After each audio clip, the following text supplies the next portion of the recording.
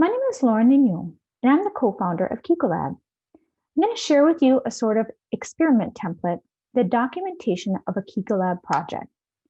We have an extensive knowledge repository, but if no one actually looks at it, it's easy to make the same mistakes over and over again. To design an environment to maximize innovation, you have to make it okay to fail and encourage people to spread the learnings of their failure across the network. So this is not a marketing presentation about how awesome this project is, but a document about what actually happened from my personal perspective. First is a now section, which contains a brief overview of the current state of the project. Next is a history of this idea. It starts with the shame of being an awful homeschooling mother and about my own frustration about how I was failing my kids during the pandemic. cicolab hosted an educational summit where our collective intelligence colleagues imagined alternative solutions to elite learning pods. The results of this were incredible. This group could solve what seemed like an impossible problem simply by looking at it completely differently. The answer was actually right there. Most people simply can't see it because they're making assumptions that get in the way. So insight number one, solving hard problems is not about gathering the smartest people in the world, but by including people who are capable of viewing the problem from a different perspective.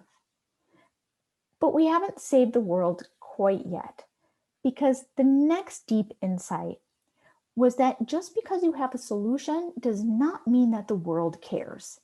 The difference between creating a solution and creating a solution that people actually adopt is huge. Solution adoption is called innovation diffusion.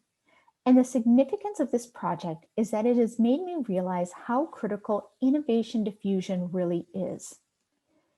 cicolab clearly needs to refocus our effort from problem solving, which actually comes to us really easily, to the incentivization of solution trying. Here I document what happened in our practical experiment to test our ideas in the real world. Many times what sounded like great ideas actually landed flat in practice, and there were a ton of non-obvious learnings.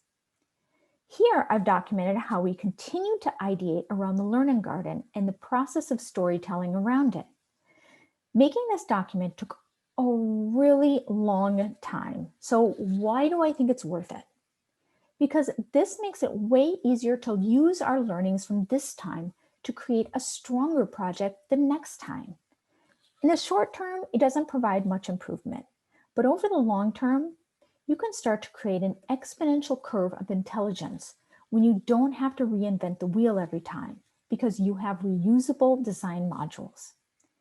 So at first, this was a very professional, factual archive, but based on continuous feedback, I've made it more and more personal.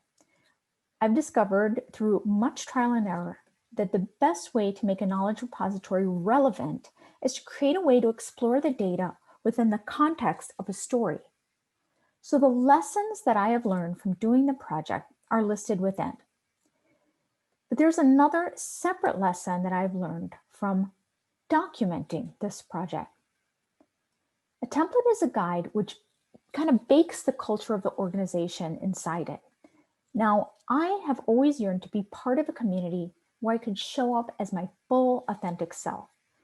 But I realized that I have to be the one to set the example of authenticity. So presenting one's failures is really scary. And I think that revealing our hopes and dreams is even scarier. But if we're creating what cicolab calls a brave space, I have to be brave enough to reveal who I am.